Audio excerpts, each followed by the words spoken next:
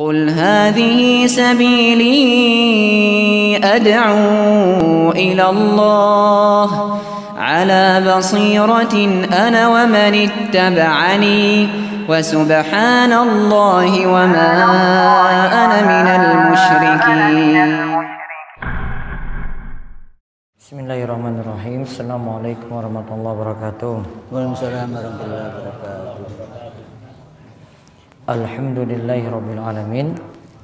Wassalatu wassalamu ala asyrafil anbiya wal mursalin nabiyina Muhammad wa ala alihi wa sahbihi ajmain.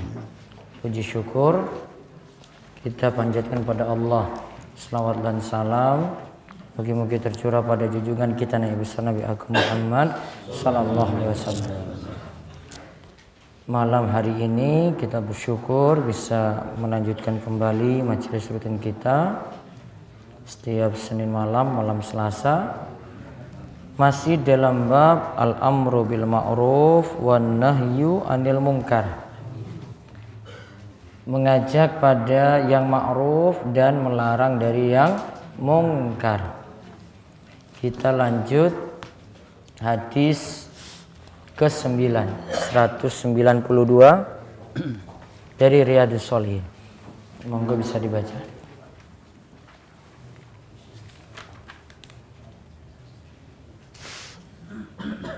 Bismillahirrahmanirrahim.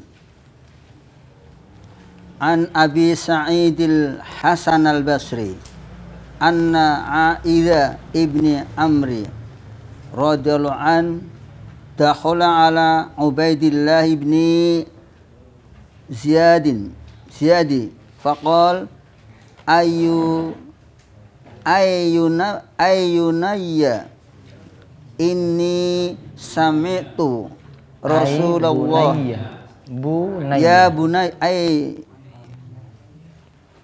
bunayya inni sami'tu Rasulullah sallallahu alaihi wasallam yaqul inna syarrar ri'ai al-hutamah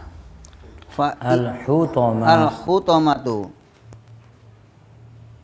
fa iyyaka antakuna faqala lahu ijlis fa innama anta min nukhalati ashabi Muhammad faqal fahal kanat lahum nukhalatun innama kanatin nukhalatu ba'dahum wa fi ghairihim rawahul Muslim. Dari Abu Sa'id Al-Hasan Al-Basri bahwa Aid bin Amr radhiyallahu an datang ke Rasulullah, datang ke rumah Ubaidillah bin Sa'id. Ia berkata, "Hai anakku, saya pernah mendengar Rasulullah SAW bersabda, sesungguhnya seburuk-buruk penggembala ialah orang yang tidak belas kasihan. Maka janganlah engkau termasuk golongan mereka." Ubaidillah bin Sa'id lalu berkata, "Duduklah, karena sesungguhnya kamu termasuk para sahabat Muhammad SAW yang rendahan." Aid bin Amr menjawab, "Apakah di kalangan para sahabat ada yang termasuk orang-orang rendahan? Yang termasuk nukholah ialah orang-orang yang datang sesudah para sahabat beliau atau yang memang bukan sahabat." Hadis Muslim nomor 1830. Baik. Dari Abu Sa'id Al-Hasan Al-Basri, seperti tabi'in. Terus anna Aidha bin Amr radhiyallahu anhu, ada Aid bin Amr radhiyallahu anhu, sahabat, dakhala ala Ubaid. Tes. Jangan main-main tuh ya. Halo. Dia lagi perbaiki.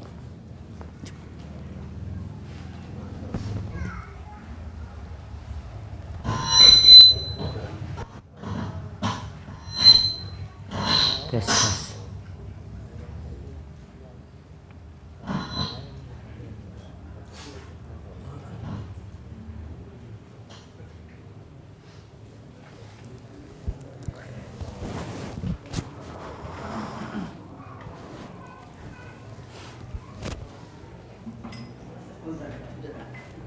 Tes tes tes. Makin kecil suara.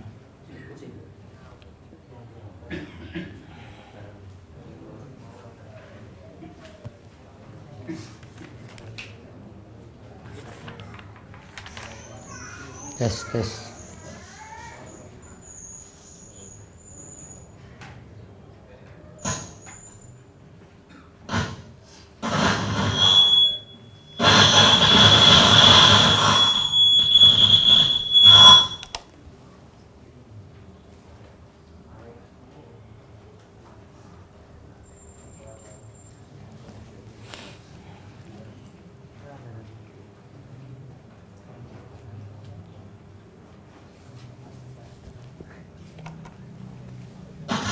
Tes tes tes.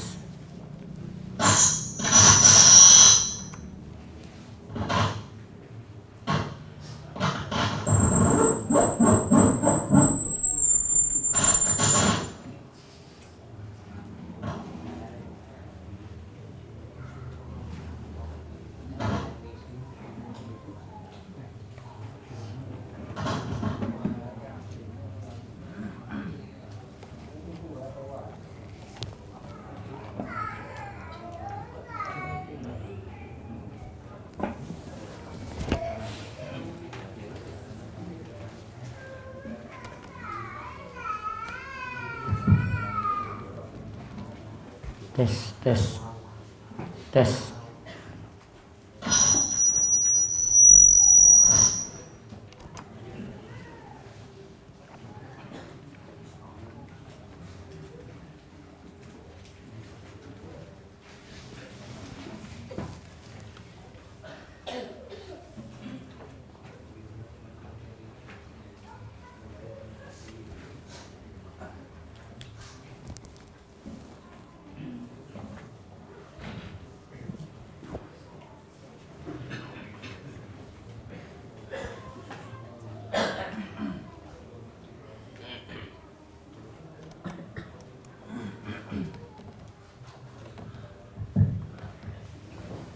Tes, dicoba.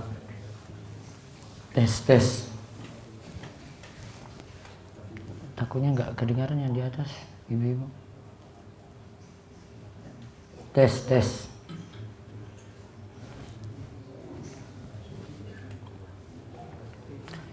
Dari Abu Sa'id Al-Hasan Al-Basri bahwasanya A'id bin Amr radhiyallahu anhu menemui Ubaidillah bin Ziyad.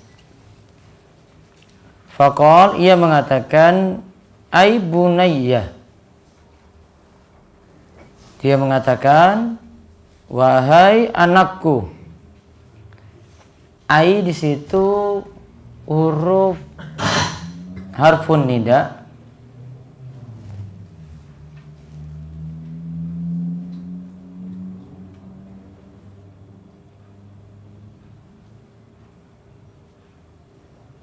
Tes.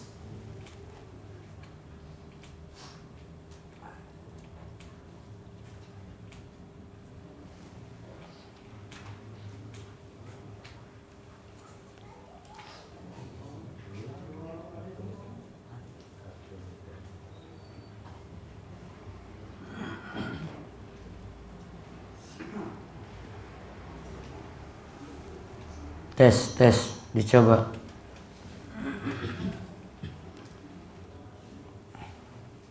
Baik, A'id bin Amr radhiyallahu anhu masuk menemui Ubaidillah bin Ziyad. Ia mengatakan, ai bunayya, wahai anakku. Ai ini huruf nida. Dalam bahasa Arab itu untuk memanggil orang yang dekat. Dia manggil orang yang dekat. Bunayya, anakku. Inni sami'tu Rasulullah sallallahu alaihi wasallam yaqul. Aku sungguh mendengar Rasulullah sallallahu alaihi wasallam bersabda. Inna syarrar ri'a al-hutamah. Sesungguhnya seburuk-buruk penggembala ialah orang yang tidak berbelas kasihan. Hutama itu anif, orang yang keras ketika mengembala unta di pasar dan yang lainnya. Ya, berarti ini sifat jelek ya. Anif itu orang yang keras ketika menggembala unta saat dibawa ke pasar dan yang lainnya. Berarti tidak lemah lembut pada hewan. Terus dikatakan sesungguhnya seburuk-buruk penggembala ialah orang yang tidak belas kasihan. Fa iyyaka an takuna minhum. Nah, kemudian diingatkan, maka janganlah engkau termasuk golongan mereka. Berarti jangan sampai jadi orang-orang yang kasar, orang-orang yang hutamah tadi. Terus dikatakan lagi dalam hadis, faqala lahu, lalu dikatakan Ubaidillah bin Ziyad lalu berkata, ijlis, duduklah, fa innama anta min nukhalah, min nukhalati ashabi Muhammadin sallallahu alaihi wasallam. Duduklah karena sesungguhnya kamu termasuk para sahabat Muhammad sallallahu alaihi wasallam yang rendahan. Nukhalah itu artinya yang rendah. Terus dikatakan Ais bin Amr menjawab, wa hal kanat lahum nukhalatun. Apakah para sahabat Nabi Muhammad sallallahu alaihi wasallam itu ada orang yang rendahan? Innama kanatit nukhalatu ba'dahum wa fi ghairihim. Yang rendahan itu orang setelah mereka dan yang selain mereka. Berarti maksudnya adalah para sahabat Nabi SAW harusnya dinyatakan sebagai orang-orang yang mulia, bukan orang yang rendahan. Nah, itu dibantah atau disanggah oleh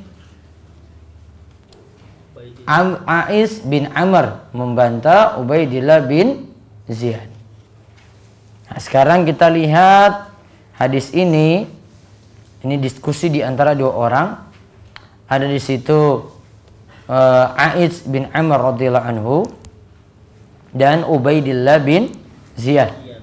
Di mana Ubaidillah bin Ziyad itu ketika itu mengatakan inna syarrar ri'a al-hutamah. Disebut hadis Nabi sallallahu alaihi wasallam sejelek-jelek pengembala itu adalah al-hutamah, orang yang bersikap kasar. Maka jangan jadi seperti mereka, kata Nabi sallallahu alaihi wasallam. Maka Ubaidillah bin Ziyad katakan padanya, ya, duduk, jangan sampai jadi orang-orang yang rendahan di antara sahabat Nabi Muhammad sallallahu alaihi wasallam. Lantas dibantah oleh Ais bin Amr bahwasanya mana mungkin di antara sahabat-sahabat Nabi sallallahu alaihi wasallam ada di situ orang-orang yang rendahan. Lihat di sini pelajaran penting yang bisa kita ambil. Para sahabat selalu amar ma'ruf nahi mungkar. Kesimpulan pertama, Ji, para sahabat selalu melakukan amar ma'ruf nahi mungkar. Lihat, ada yang keliru disanggah. Ya, ada yang keliru disanggah. Sanggah langsung atau tidak di sini? Langsung atau tidak? Langsung. Berarti boleh. Namun itu nanti memperhatikan bagaimana keadaan orang yang nanti dinasihati. Dan juga sisi orang yang menasihati. Jadi ada sisi orang yang menasihati dan orang yang nanti nerima. Nah, orang yang menasihati tentu saja ini orang yang didengar.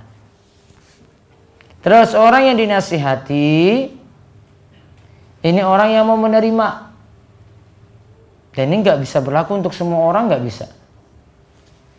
Karena kita sudah pernah pelajari tingkatan dalam amar ma'ruf nahi mungkar. Apa saja, ada berapa tingkatan? 3. Yang pertama dengan apa? Nah, yang paling rendah dulu. Semua orang harus punya dengan hati. Terus yang kedua dengan apa? Lisan. Ya, jika punya kemampuan dengan lisan. Terus yang ketiga dengan apa? Dengan apa? Dengan tangan, maksudnya dengan kekuasaan. Nah, lihat posisi kita di mana? Ya, kalau posisinya hanya bisa dengan hati, ya sudah ingkari dengan hati. Dia masih bisa lebih. Saya masih bisa ngomong dengan dia nih. Saya bisa sampaikan langsung. Ini juga momennya pas saya ingatkan langsung. Maka boleh diingatkan langsung ketika itu. Dengan kata-kata yang lemah lembut atau kasar? Asalnya lemah lembut atau kasar? Atau langsung tambah dengan kalimat, dasar kamu nih memang nggak tahu, apa nggak belajar kamu itu, goblok gitu, tambah gitu. Terima nggak kalau kalimat kasar kayak gini? Oh, nggak terima. Maka diatur juga kata-katanya. Lisan boleh. Yang sama dengan lisan itu tulisan. Terus yang lebih tinggi lagi apa? Kuasa, punya kekuasaan. Bisa dari kepala rumah tangga dalam rumah. Punya kuasa di situ. Ingatkan, nggak mau bisa dikerasin. Tergantung posisi orang itu seperti apa. Untuk 3 tingkatan amar ma'ruf nahi mungkar tadi. Yang jelas para sahabat punya semangat dalam amar ma'ruf nahi mungkar.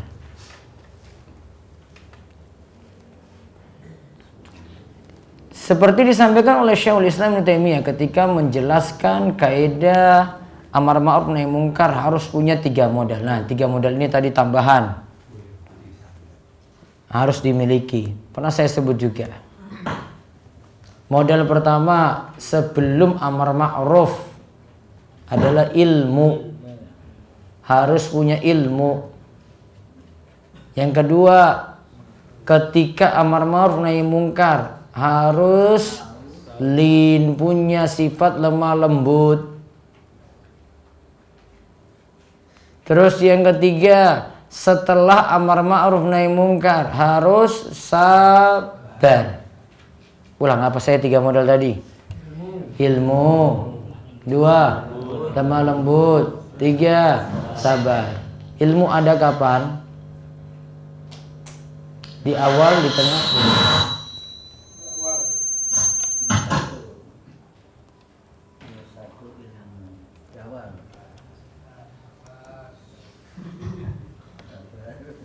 Ilmu ada di mana?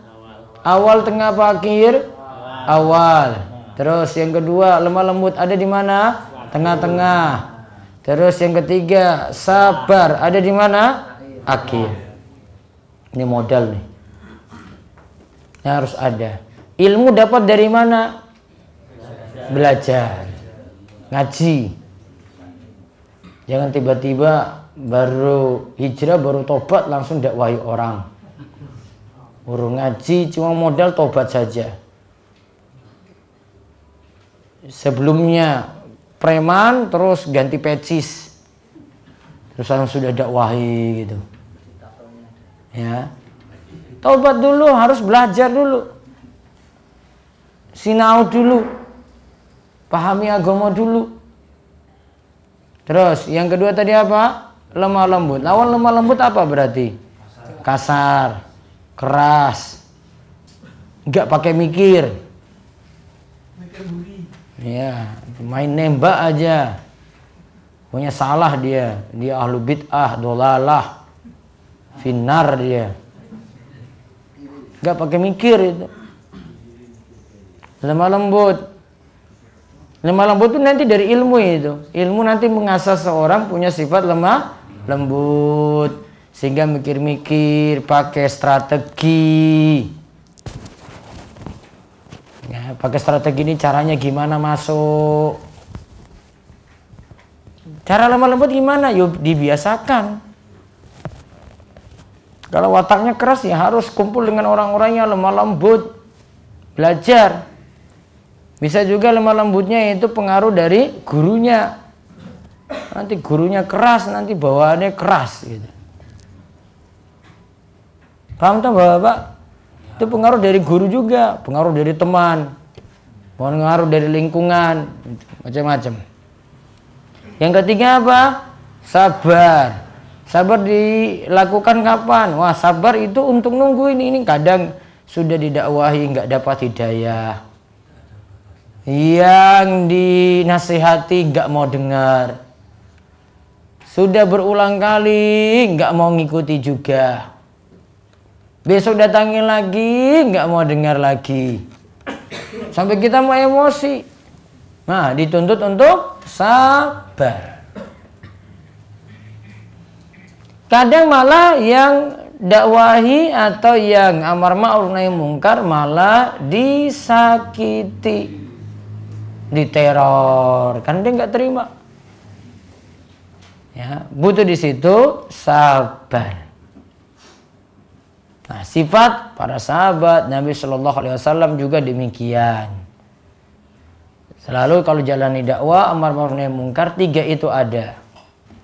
Nabi ajarkan, para sahabat ajarkan punya ilmu. Ajarkan juga lemah lembut. Ingat, ini hukum asal nih, bukan yang kasar duluan. Terus yang ketiga, sabar. Gimana Nabi SAW dakwah ke Taif, dakwah tidak diterima, pulang gak bawa hasil apa-apa. Lantas beliau itu sholat malam atau sholat subuh ketika itu. Lantas yang mau menerima ketika itu beliau baca Al-Quran malah porojin. Kemudian malaikat yang lihat ketika itu Nabi SAW ditolak oleh penduduk Taif malah nyatakan pada Nabi SAW, kalau engkau mau ya Rasulullah, kami siap ini angkat gunung yang ada di Mekah ini, kita siap untuk hancurkan mereka yang menolak dakwahmu itu. Jadi ada malaikat penjaga gunung yang ingin mengangkat gunung untuk hancurkan orang-orang yang nolak tadi. Apa yang dilakukan oleh Nabi SAW? Jawabannya apa? Enggak. Mudah-mudahan dari mereka nanti lahir orang-orang yang mentauhidkan Allah. Sabar sekali. Oh, kalau kita ketemu dengan malaikat kayak gini mungkin sudah dimanfaatkan itu. Sudah hancurkan aja. Angkat aja itu gunung selatan sana. Nah, hancurkan itu. Kalau tadi Nabi SAW enggak, dia enggak balas gitu. Nabi tidak balas yang jelek dengan yang jelek. Ya kan? Ini kasar dikasari, Nabi SAW enggak balas juga dengan kasar. Dia balas dengan yang baik, malah doakan. Mudah-mudahan muncul dari mereka orang-orang yang mentauhidkan Allah. Itu contoh kesabaran dari Nabi kita Muhammad SAW. Bisa jadi yang ini nggak terima, wah anak cucunya nanti terima itu. Bisa jadi yang ini nggak terima, orang-orang lain sekitarnya terima. Nabi dakwai Abu Thalib kan belum masuk Islam kan? Belum. Keluarga yang lainnya yang terima. Situ ada Hamzah, ada Abbas. Semua juga saudara-saudaranya, bapak beliau. Nah, itu mau menerima. Yang ini enggak. Padahal dekat dengan Nabi Sallallahu Alaihi Wasallam, mengasuh Nabi, yang lainnya yang malah dapat hidayah. Terus faedah yang lainnya lagi, para sahabat seluruhnya adalah orang-orang yang mulia. Para sahabat seluruhnya, ingat ya, seluruhnya adalah orang-orang yang mulia, bukan orang rendahan.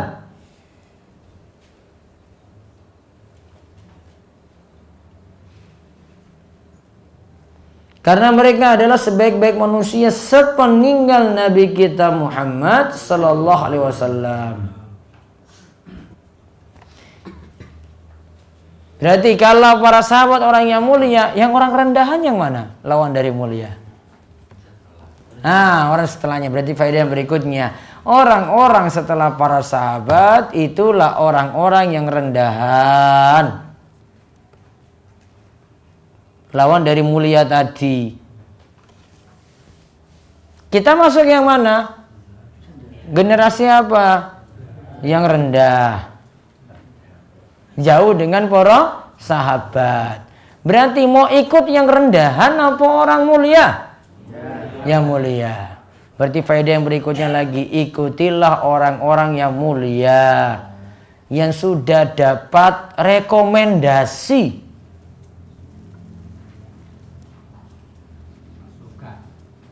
Ini para sahabat sudah jamin surga itu. Sudah dapat rekomendasi. Orang-orang belakangan, generasi 2019, generasi milenial, generasi Android, smartphone. Nah, kan zaman ini kan, nah, itu rendahan semuanya. Walaupun teknologinya lebih maju, masih kalah amalnya, tingkah lakunya, imannya, ikhlasnya, tauhidnya dibandingkan dengan para sahabat Nabi Muhammad Sallallahu Alaihi Wasallam. Nah, contoh itu orang-orang yang sudah direkomendasi, yang nyatakan sendiri Rasul. Terus faedah yang berikutnya lagi,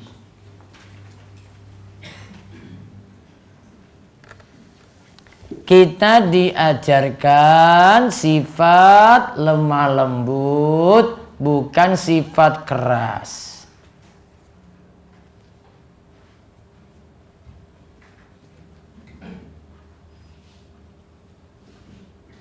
Sifat lemah lembut, bukan sifat yang keras, kasar.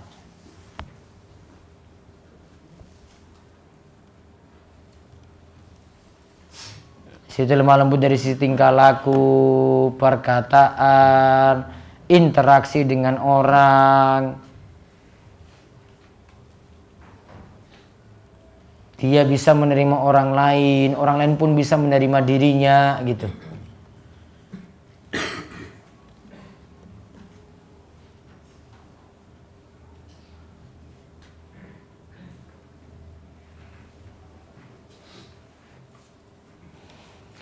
Kemudian faedah yang lainnya lagi,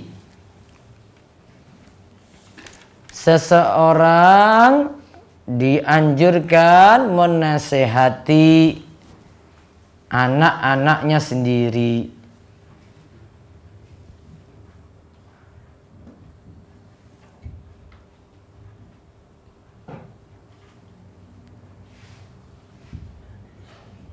Karena tadi dipanggil dengan ai bunayya, wahai anakku. Berarti untuk anak sendiri lebih lagi dinasihati. Sebenarnya kaidahnya sama seperti tadi, amar ma'ruf nahi munkar. Namun perhatiannya lebih daripada sekadar menasihati orang lain. Kalau anak, wah itu jadi tanggung jawab orang tua. Anak sifatnya itu lebih lagi diperhatikan ibadahnya. Kalau orang lain mungkin dia cuma kasih tahu saja, ayo bangun subuh. Anak dia harus paksakan untuk bangun subuh. Wah Ustaz, ini kasihan, ini masih pingin tidur. Padahal di saat usianya 7 tahun. 7 tahun kelas berapa SD berarti? 1-2 ya. Nah itu kan sudah diajak sholat, walaupun belum wajib. Ya kan? 10 tahun lebih dikerasi lagi. Kalau dikerasi lagi berarti maksudnya dipaksakan, walaupun anak mau nangis-nangis. Kalau bangun subuh nggak dimanjakan, ya kadang mesti dipaksa. Jadi perhatian orang tua pada anak lebih lagi dibandingkan ketika dia amar ma'ruf nahi munkar pada orang lain. Anaknya salah, dia tegur langsung. Wah, dia punya kuasa itu. Kalau orang lain dia pakai nimbang-nimbang. Ya, dia masih nimbang-nimbang lagi, mikir-mikir lagi. Wah, ini nanti gimana ya saya ngomongnya ya. Kalau anak sendiri, wah itu anaknya. Dia nggak terlalu mikir panjang, dia sampaikan dengan cara yang baik. Beda kalau dia nasihati teman, tetangga, teman kantor, sohib, sahabat, teman pengajian, itu beda. Kalau anak sendiri, itu buah hatinya.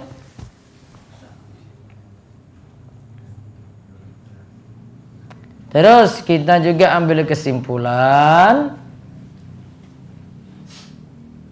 generasi terbaik umat ini adalah pada para sahabat Nabi Shallallahu Alaihi Wasallam. Itu mutlak itu pada mereka. Dan mereka disebut jalan siratal mustaqim.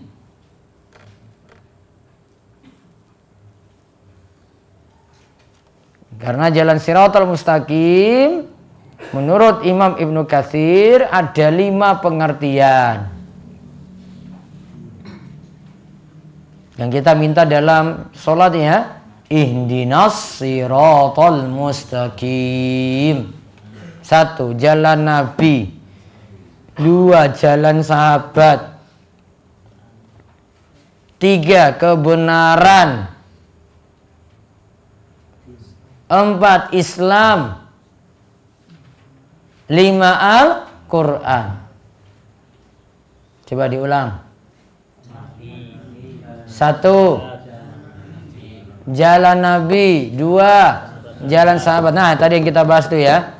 Terus 3. Kebenaran. Terus 4. Islam. Terus 5. Al-Quran.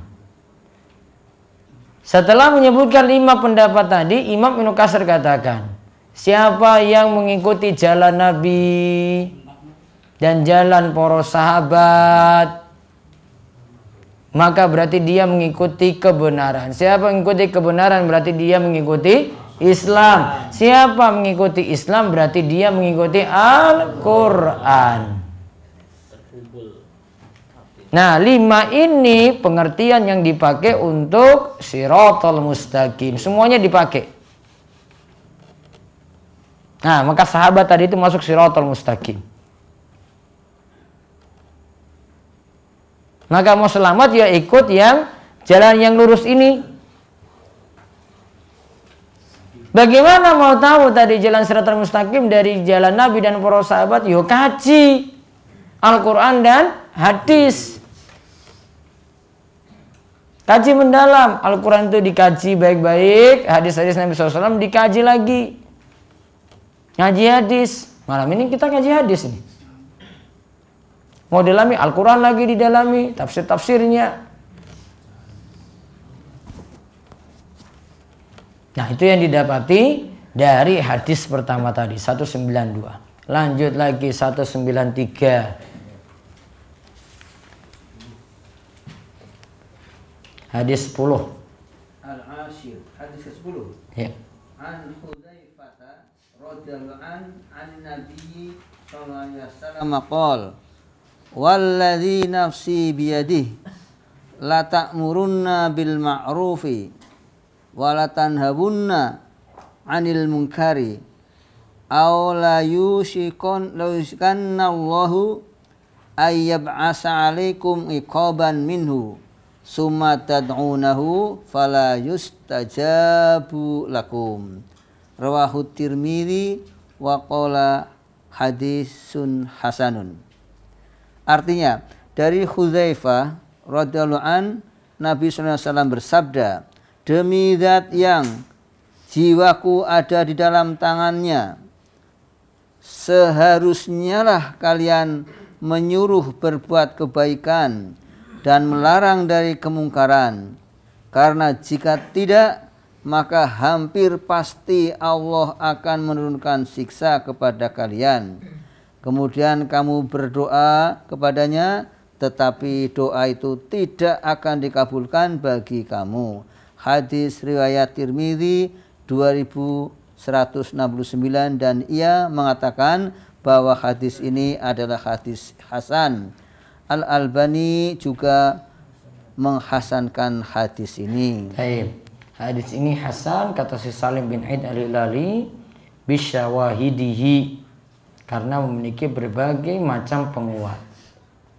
Lihat hadisnya dari Hudzaifah radhiyallahu anhu, dari Nabi SAW bersabda, walladzi nafsi biyadihi la ta'murunna bil ma'ruf, demi zat yang jiwaku ada di dalam tangannya, seharusnya kalian menyuruh berbuat kebaikan, wala tanhawunna 'anil munkar, dan melarang dari kemungkaran, au la yushikanallah ayyab'atsa 'alaikum iqaban minhu, karena jika tidak maka hampir pasti Allah akan menurunkan siksa pada kalian. Berarti gara-gara tidak amar ma'ruf nahi mungkar akan turun siksa.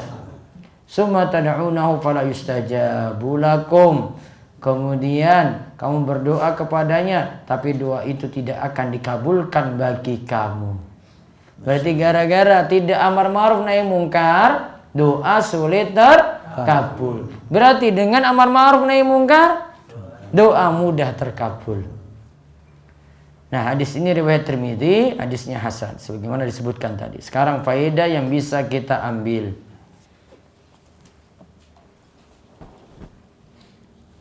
Karena tadi diancam ya, kalau tidak amar ma'ruf nahi mungkar itu turun siksa. Berarti amar ma'ruf nahi mungkar dihukumi wajib.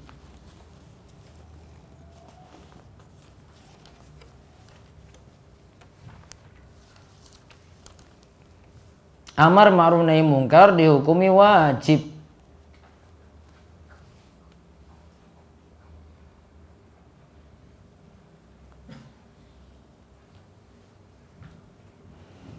Nah, terus faedah yang berikutnya lagi, ini disebutkan dampak jelek. Tulis faedah yang berikutnya, dampak jelek karena tidak melakukan amar ma'ruf nahi mungkar.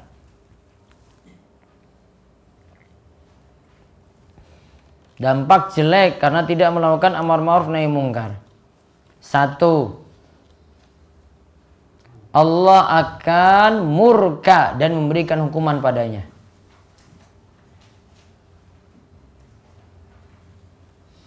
Murka Allah akan turun berarti. Gempa bumi. Apa murka Allah? Umum. Bisa jadi musibah besar. Bisa jadi rizki sulit. Bisa jadi dikasih pemimpin yang jelek. Itu hukuman itu. Bisa jadi musim kering, panjang, waktu lama. Banjir. Bisa jadi banjir. Macam-macam musibah. Itu lantaran tidak mau amar ma'ruf nahi mungkar.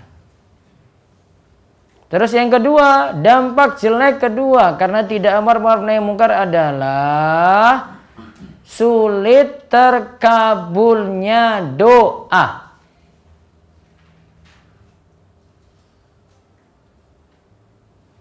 Berarti sebaliknya gimana?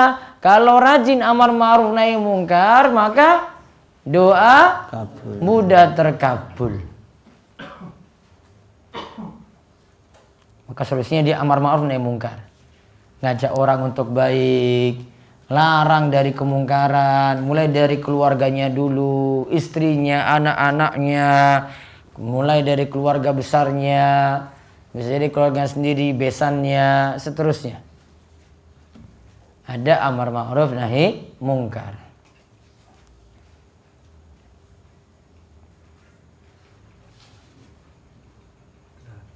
Terus sekarang dampak tadi ini disebutkan oleh Salim bin Aid al-Hilali. Dampak jelek amar ma'ruf nahi mungkar berlaku untuk pelaku dan orang lain.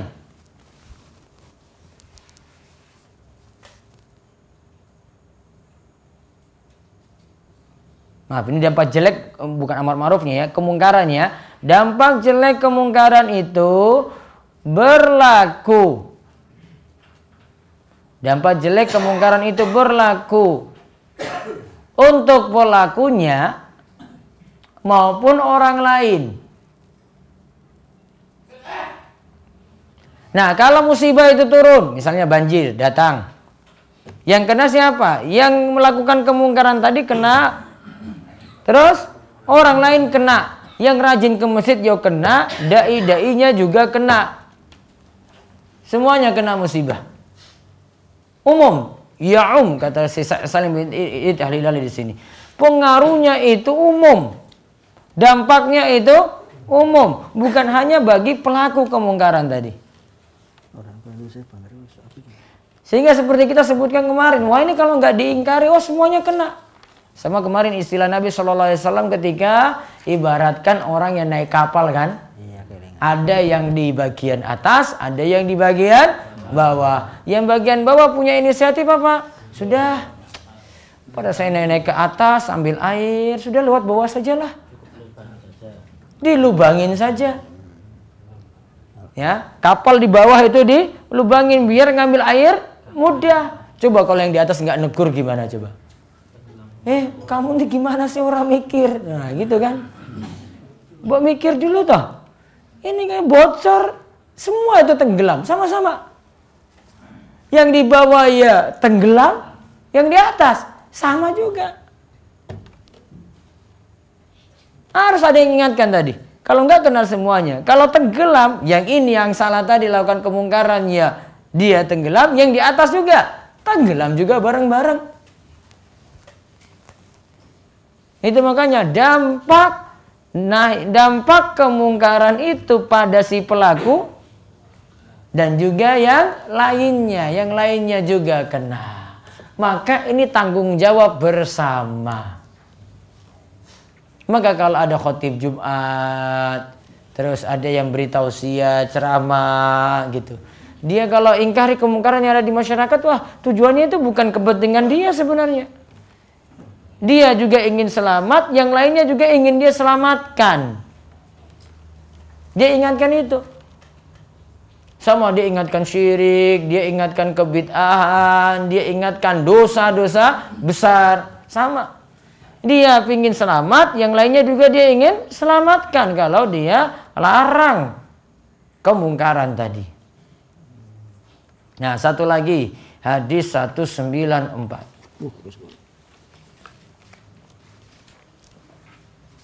Hadis ke-11 dari Abu Sa'id Al-Khudri. Tentang menasihati pemimpin. An Abi Sa'id Al-Khudri radhiyallahu an anna Rasulullah sallallahu alaihi wasallam ba'asa ba'san ila Bani Khiya'a. Nomor 194 di atasnya lagi.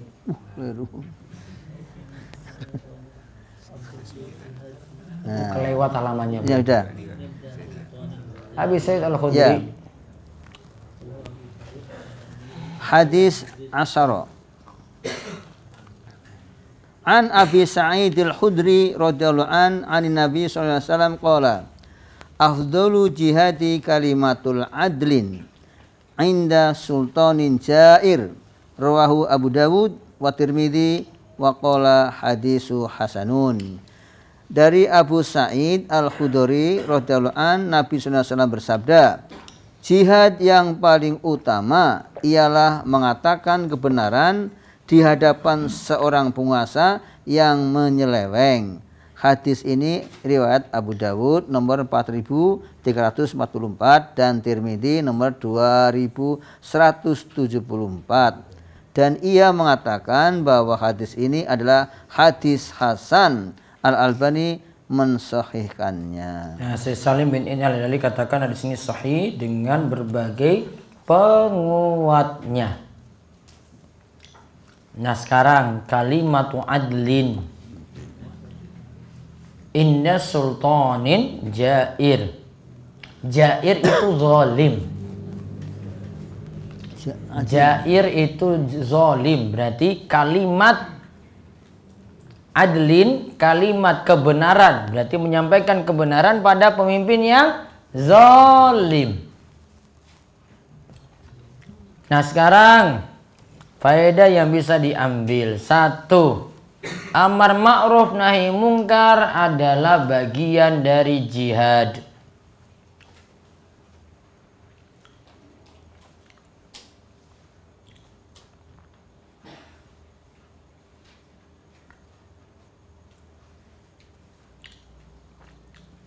Amar ma'ruf nahi mungkar adalah bagian dari jihad.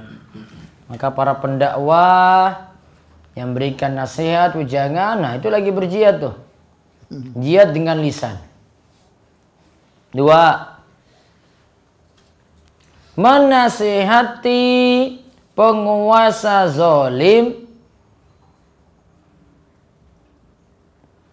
adalah sebaik-baik jihad. Adalah sebaik-baik jihad.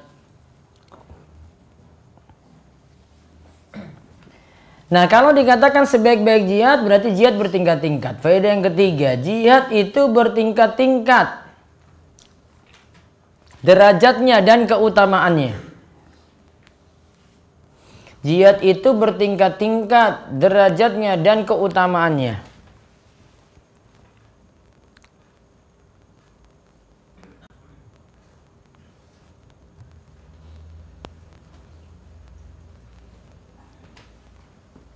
Terus faedah yang keempat,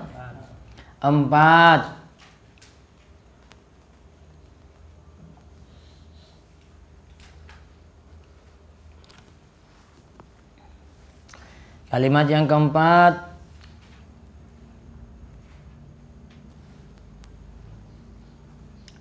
bolehnya berhadapan dengan pemimpin zalim.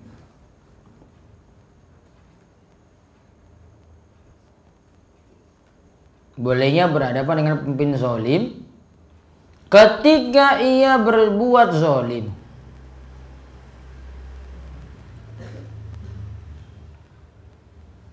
Namun hendaknya dinasihati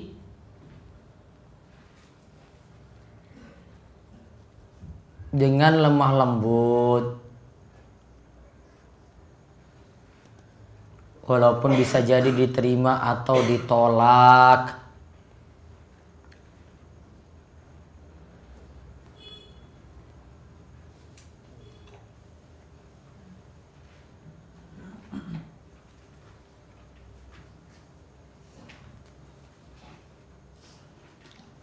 Nah sekarang lihat, sekarang caranya, jangan cuma asal tahu hadis tadi.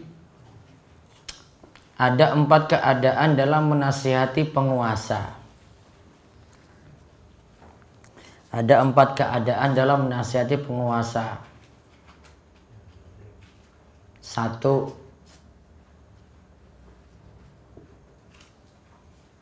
Jika penguasanya adil.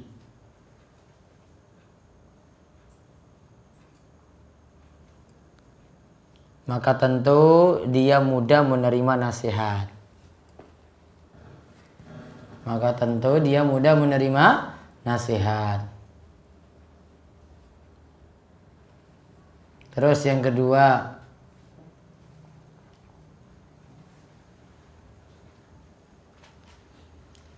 berkata yang tidak benar di hadapan penguasa yang adil.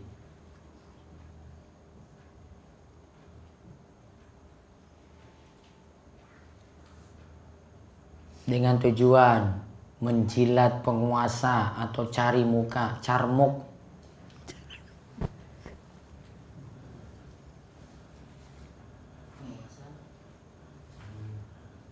Ya, dengan cara menjilat penguasa atau cari muka. Mungkin mau cari jabatan ke apa ke, urusan dunia berarti ya. Maka ini amat bahaya.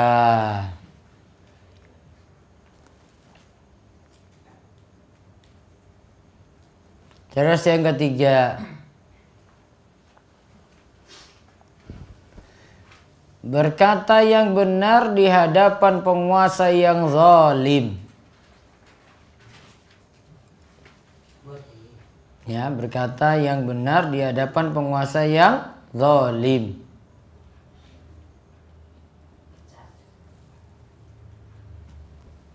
Maka masuk dalam bahasan hadis kita, ini seafdol-afdolnya jihad. Terus yang keempat, berkata yang tidak benar. Sudah tadi. Ini lain lagi. Di hadapan penguasa yang zalim. Tadi kan berkata yang tidak benar di hadapan penguasa yang adil. Nah sekarang yang keempat, berkata yang tidak benar di hadapan penguasa yang zalim. Maka ini sejelek-jelek kemungkaran.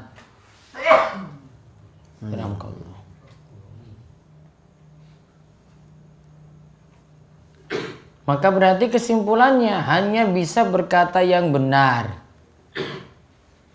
Baik itu penguasanya pada penguasa yang adil maupun penguasa yang zalim.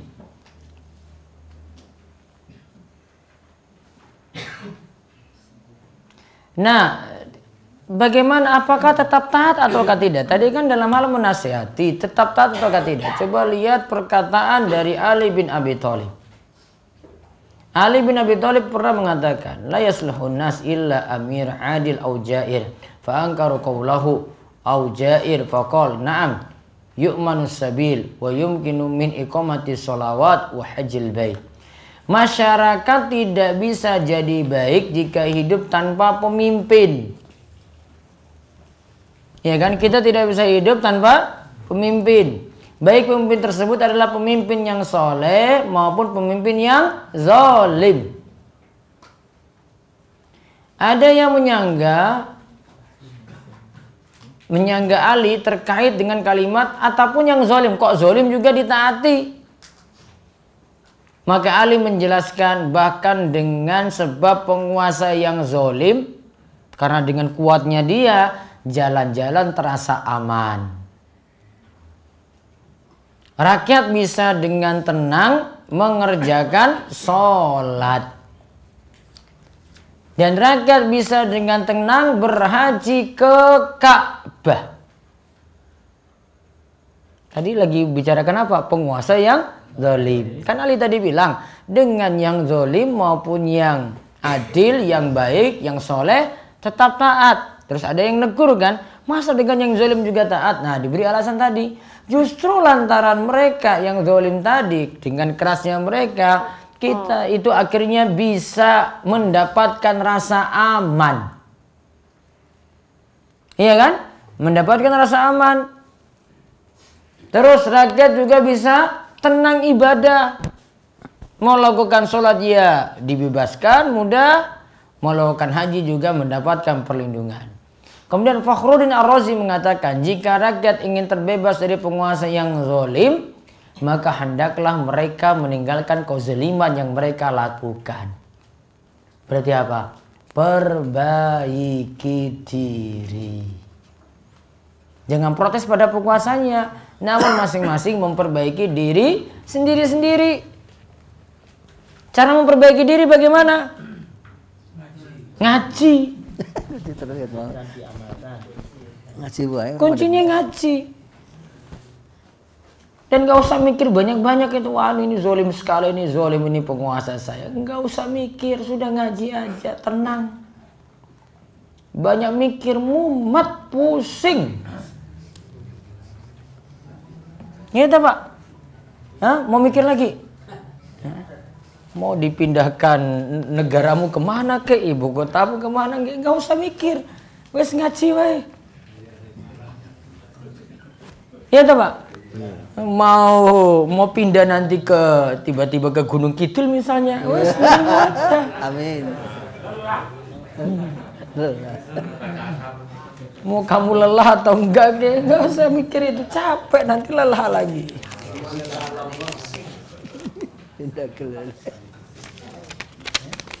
Gitu. Sudah berapa hadis tadi? 2. 3 hadis.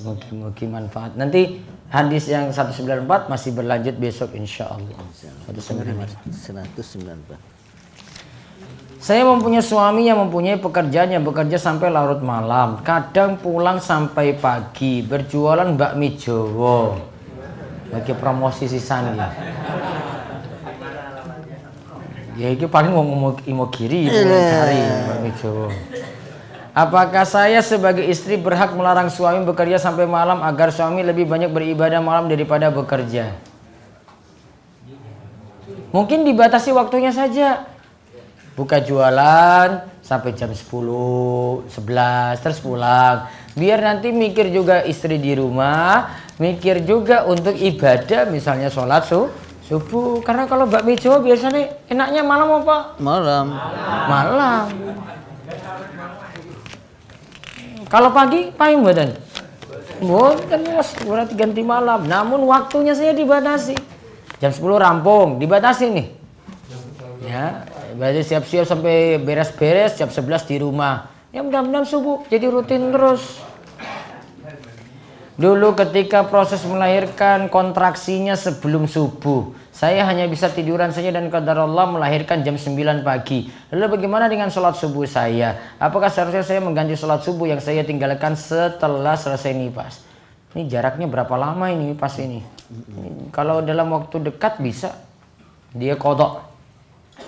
Karena ada hadis dari Nafi dari Abi Ubaidah bin Abdullah telah berkata Abdullah, sesungguhnya orang-orang musyrik telah menyibukkan ini tentang masalah qadha salat. Namun kalau waktunya sudah terlalu lama ya sudah nggak bisa lagi diqadha. Namun kalau waktunya dekat baru kemarin-kemarin ya, terus belum sholat subuh tadi, sholat subuhnya tetap dikerjakan. Karena belum nifas.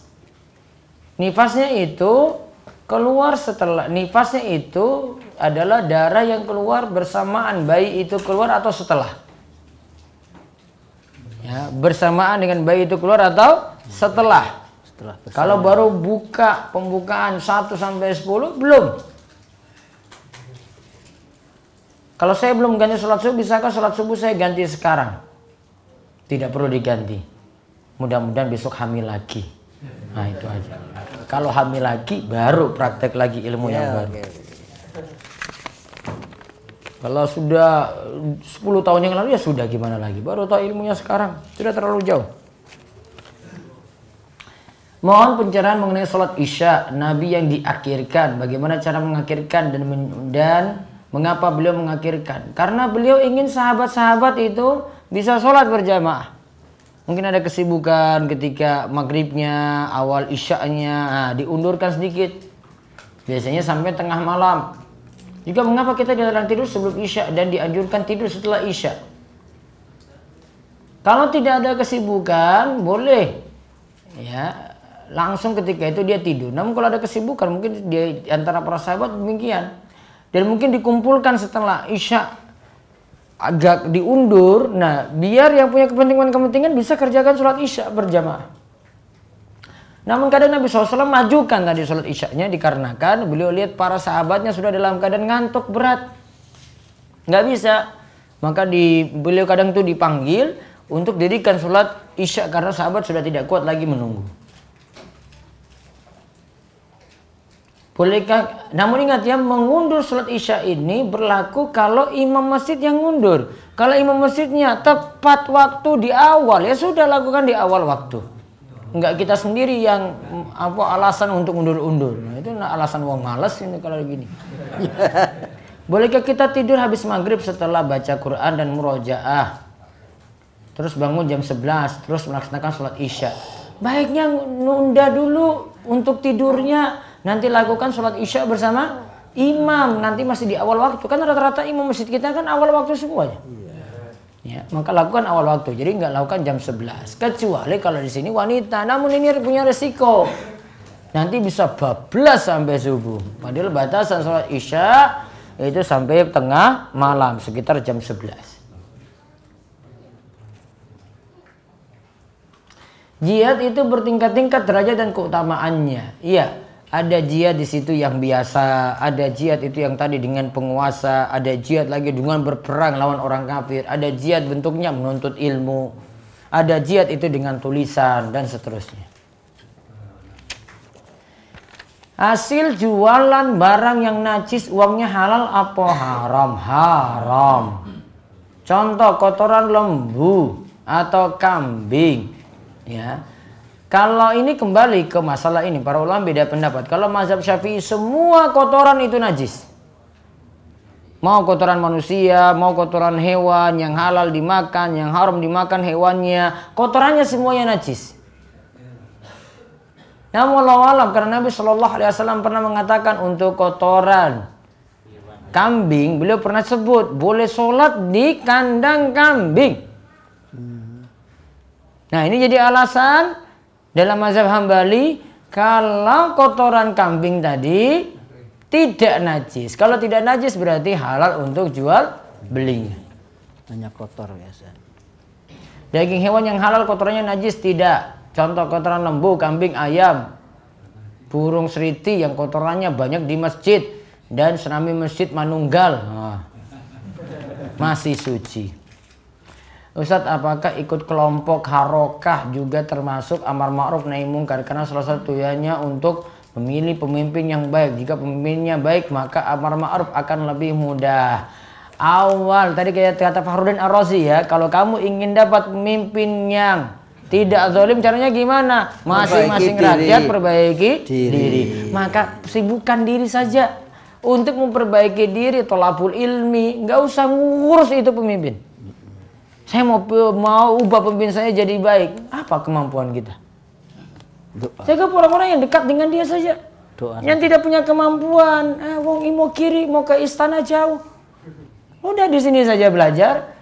Kemudian banyak berdoa pada Allah supaya pemimpin tadi diberikan ya kebaikan, juga bisa memberikan kebaikan pada rakyatnya. Ya, sedangkan kita terus memperbaiki diri. Ustadz, apakah boleh menonton film religi di bioskop? Habis waktu sia-sia. Bisa malam-malam, lembur. Kemudian yang kedua nanti campur baur, laki-laki perempuan. Kamu di depan itu sendiri, di belakang itu ada yang pacaran. Ya. Kemudian yang ketiga juga filmnya juga belum tentu benar. Iya kan? Adegan-adegannya juga belum tentu benar di situ. Nah, maka timbang-timbang. Ya, ada yang lebih manfaat. Mbok mikir ngaji saja lah, sudahlah. Nggak usah sibuk-sibuk bioskop. Apa sekarang bioskop masih payu tuh? Hah? Masih? Nggak payu. Udah ada TV, ada macam-macam kok. Ganti TV Islami biar dapat ilmu yang lebih manfaat. Wallahu a'lam bishawab. Demikian yang bisa kita bahas. Ji, monggo Pak. Di dalam kitab khutbah itu ada doa. Berikut Allah mansur man nasruddin wa khudul man qadar muslimin. Wahdul. Allah mansurul Islam wal muslimin wa hlikil kafarata wal fajirata wal musyrikin wa dammir a'daka wa a'dain. Itu doa dari siapa? Wallahu a'lam doanya. Jadi ada yang ngerangkai doa tersebut dan maknanya masih benar. Kalau doa dari Nabi jenengan tanya, wallahu a'lam, saya belum tahu. Cukup? Berarti ustaznya nggak pinter nih? Iya, orang ustadznya nggak pinter, orang ngerti saya ini. Iya. Tapi boleh itu diamalkan. Dari sisi makna nggak masalah. Pun. Pak Nasir? Nggak usah. Baik, itu saja kita cukupkan. Mungkin-mungkin bawa berkah bagi kita semuanya dan Allah memberikan kepada kita kebaikan yang banyak. Kita tutup dengan doa kafaratul majelis. Subhanakallahumma wa bihamdika asyhadu an la ilaha illa anta astaghfiruka wa atubu ilaik. Assalamualaikum warahmatullahi wabarakatuh.